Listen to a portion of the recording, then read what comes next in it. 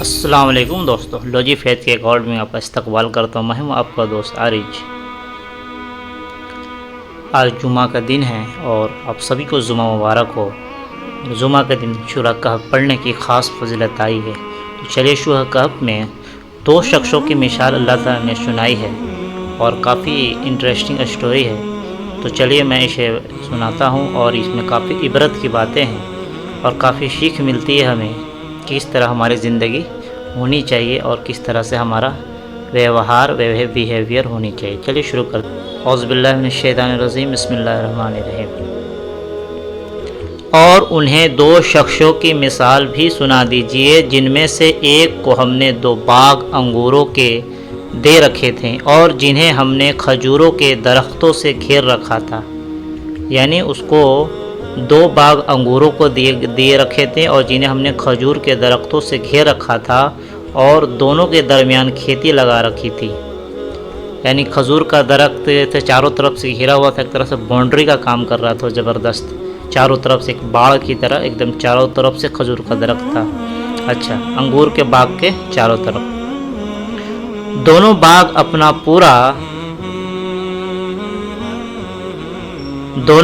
اپنا پورا پھل لائے اور ان میں سے کچھ کمی نہیں کی، اور دونوں باغوں کے بیچ ہم نے نہر جاری کر دی اور اس کو خوب پھل ملا۔ تو اس نے اپنے ساتھی سے بات کرتے ہوئے کہا کہ میں تجھ سے مال میں اور زیادہ ہوں۔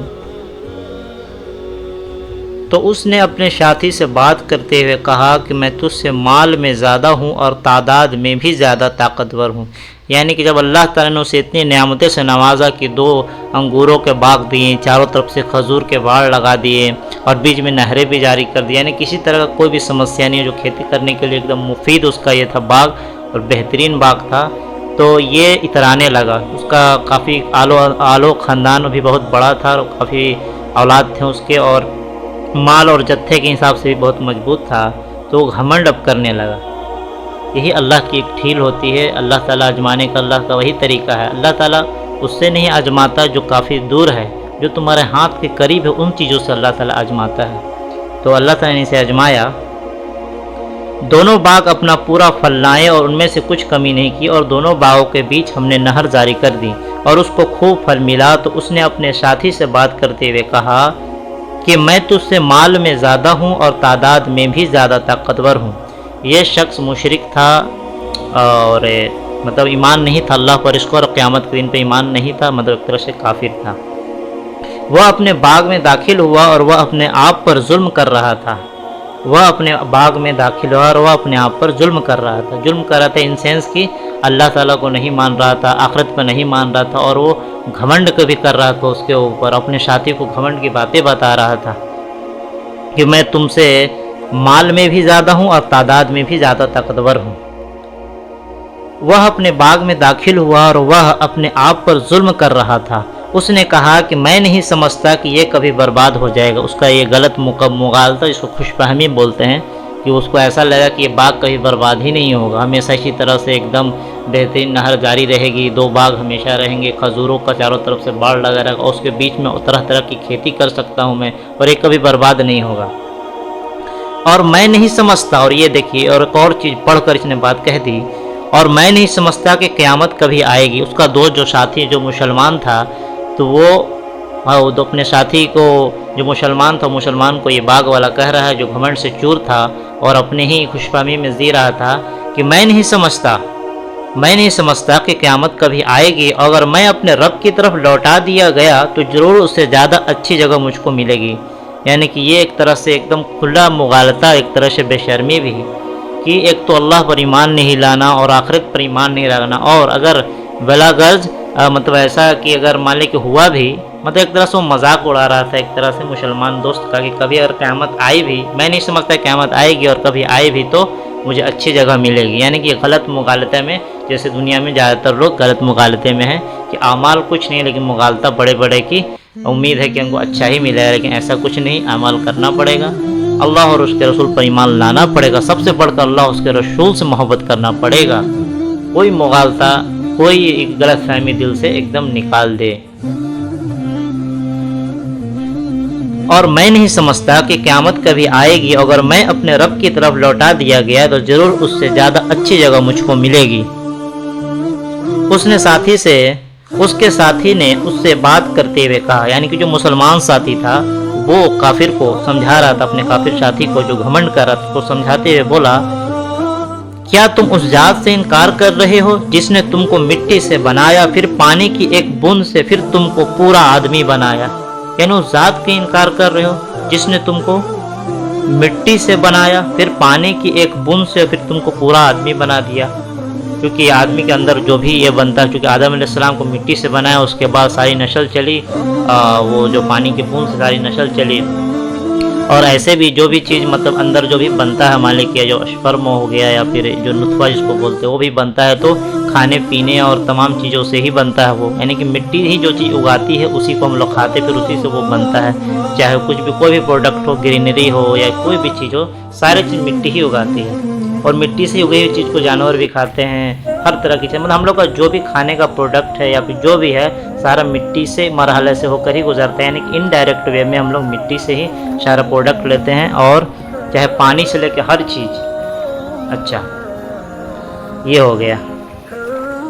تو یہ مٹی سے، کیا تم اس ذات سے انکار کر رہے ہو جس نے تم کو مٹی سے بنایا، پھر پانی کی ایک بوند سے پھر تم کو پورا آدمی بنایا؟ لیکن میرا رب تو وہی ہے، اللہ ہے، میرا رب تو وہی اللہ ہے، اور میں اپنے رب کے ساتھ کسی کو شریک نہیں ٹھہراتا۔ یعنی کہ اسے یہ بات سے یہ پتہ چلتا ہے کہ مشرک تھا اور اسے قیامت پر یقین نہیں تھا۔ اچھا لیکن میرا رب تو وہی اللہ ہے، اور مطلب اس کا ساتھی جو تھا، کافر جو ساتھی تھا وہ مشرک تھا، مطلب اللہ پر اس کا ایمان اتنا مضبوط نہیں ہوگا اور قیامت میں اتنا ایمان نہیں ہوگا، تب کافر بھی اس کو بول سکتے ہیں، مشرک بھی۔ لیکن میرا رب تو وہی اللہ ہے، اور میں اپنے رب کے ساتھ کسی کو شریک نہیں ٹھہراتا، یعنی جو مسلمان ساتھی تھا اپنے کافر دوست کو بتا رہا تھا جو گھمنڈ کر رہا تھا۔ اور جب تم اپنے باغ میں داخل ہوئے تو تم نے کیوں نہ کہا کہ جو اللہ چاہتا ہے وہی ہوتا ہے، اللہ کے بغیر کسی میں کوئی قوت نہیں، لا قوت الا باللہ، ماشاء اللہ لا قوت الا باللہ، یعنی کوئی بھی چیز اچھی چیز دیکھے، کسی کو تعریف کرنا ہوتی ہے، الفاظ دہرا سکتے ہیں آپ، ماشاء اللہ لا قوت الا باللہ۔ یعنی کہ وہ ساتھی تھا مسلمان، اپنے دوست جو کافر ساتھی کو سمجھا رہا تھا کہ تم اپنے باغ میں داخل ہوئے، اتنا گھمنڈ کرتے ہوئے کیوں داخل، کیونکہ باغ بہت بڑا تھا، تو گھمنڈ کرتے ہوئے کیوں داخل ہوئے، اور یہ سب چیز کیوں بولتے ہوئے داخل ہوئے کہ قیامت نہیں آئے گی، اگر قیامت آئی بھی تو مجھے اچھا ٹھکانہ ملے گا، میں تم سے مال میں بھی زیادہ ہوں، اولاد میں بھی زیادہ ہوں، جتھے سے بھی زیادہ ہوں، طاقتور ہوں، یہ سب چیز تم یہ کیوں نہیں بولے، جو مسلمان ساتھی بولا کہ اور جب تم اپنے داغ میں داخل ہوئے تو تم نے کیوں نہ کہا کہ جو اللہ چاہتا ہے وہی ہوتا ہے، اللہ کے بغیر کسی میں کوئی قوت نہیں۔ اگر تم دیکھتے ہو، اب یہ اپنے طرف متوجہ ہو کر مطلب اپنی طرف اس کو دھیان دلا رہا ہے، اگر تم دیکھتے ہو کہ میں مال اور اولاد میں تم سے کم ہوں، یعنی کہ تمہاری جو یہ غلط فہمی ہے، مطلب ایک طرح سے غلط فہمی نہیں، مطلب وہ تھوڑا سا غریب تھا، اور اگر تم دیکھتے ہو کہ میں مال اور اولاد میں تم سے کم ہوں تو امید ہے کہ میرا رب مجھ کو تمہارے باغ سے بہتر باغ دے، اور تمہارے باغ پر آسمان سے کوئی آفت بھیج دے جس سے وہ باغ صاف میدان ہو کر رہ جائے۔ اب یہ اپنے ایمان کا مظاہرہ کر رہا ہے، اور یہ اپنے ساتھیوں کو سمجھا رہا ہے کہ تمہیں جو باغ پر گھمنڈ ہے تو ہو سکتا ہے کہ اللہ تعالیٰ مجھے اس سے ہی بہتر دے، یعنی کہ یا پھر تو مرنے کے بعد جو جنت کے باغ عطا فرمائے اللہ تعالیٰ، یا پھر وہ دنیا کے باغ کے بارے میں ہی بات کر رہا تھا، ہم دونوں صورت یہاں پر آ سکتی ہے۔ اور وہ بولا تھا کہیں تمہارے باغ پر آسمان سے کوئی اللہ تعالیٰ آفت نہ بھیج دے تاکہ تم بات بناتے ہی رہ جاؤ صرف۔ تو امید ہے کہ میرا رب مجھ کو تمہارے باغ سے بہتر باغ دے، اور تمہارے باغ پر آسمان سے کوئی آفت بھیج دے جس سے وہ باغ صاف میدان ہو کر رہ جائے، یا اس کا پانی خشک ہو جائے، پھر تم اس کو کسی طرح نہ پا سکو، یعنی کہ اگر پانی زمین کے نیچے چلا گیا بہت، تو پھر تم پانی کہاں سے لے آؤ گے، بہت مشکل ہو جائے گی، پانی ہی سوکھ گیا، سوکھا آ گیا، تو پھر باغ کو کیسے پانی سے سیراب کرو گے، پورا باغ تمہارا اجڑ جائے گا۔ یا اس کا پانی خشک ہو جائے، یعنی کہ سوکھ جائے، یعنی کہ کافی نیچے چلا جائے، تو پھر تم اس کو کسی طرح نہ پا سکو، اور اس کے سارے پھل گھیر لیے گئے۔ اب اللہ کا عذاب اس کے باغ پر آ پڑا، اور اس کے سارے پھل گھیر لیے گئے، پس وہ اپنے اس خرچ پر ہاتھ ملنے لگا جو اس نے اس پر کیا تھا، یعنی جو محنت کی تھی، خرچ کیا تھا، ٹائم لگایا تھا، وقت لگایا تھا، اسی خرچ کے بارے میں بات ہو رہی تھی، اس نے کیا تھا وہ اس پر ہاتھ ملنے لگا جو اس نے اس پر کیا تھا، اور وہ باغ تو اوندھا الٹا پڑا تھا، یعنی کہ پوری طریقے سے اللہ تعالیٰ نے اس کو ایک دم اجاڑ کے اوندھا الٹا دیا تھا اس باغ کو۔ اور وہ شخص کہہ رہا تھا کہ کاش میں اپنے رب کے ساتھ کسی کو بھی شریک نہ کرتے، یعنی کہ اس سے ایک بات اور پروف ہو گیا کہ یہ ایک طرح سے مشرک تھا، یعنی اللہ پر ایمان تو رکھتا تھا، پختہ ایمان نہیں تھا، اور بہت سارے اس نے معبود بنا رکھے تھے، اور قیامت کا بھی انکار کرتا تھا۔ اس کی حمایت میں کوئی جماعت نہ اٹھی کہ اللہ سے اس کا بچاؤ کرتی، اور نہ وہ خود ہی بدلہ لینے والا بن سکا۔ یہاں سارا اختیار صرف خدائے برحق کا ہے، وہ بہترین اجر و بہترین انجام والا ہے۔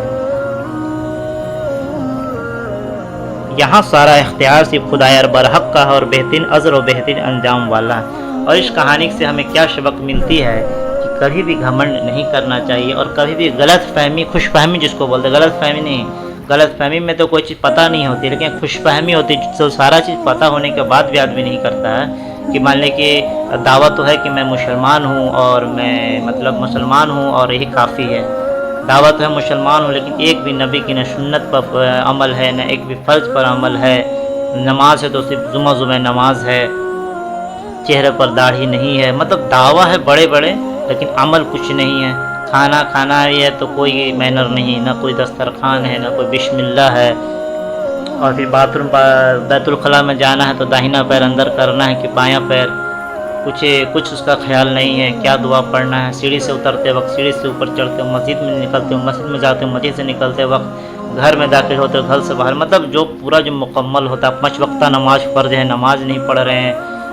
شادیوں میں مطلب نکاح کے شادیوں کے معاملے میں ہزاروں لاکھوں روپے خرچ ہو رہے ہیں، بے وجہ فضول خرچی ہو رہی ہے ہر جگہ،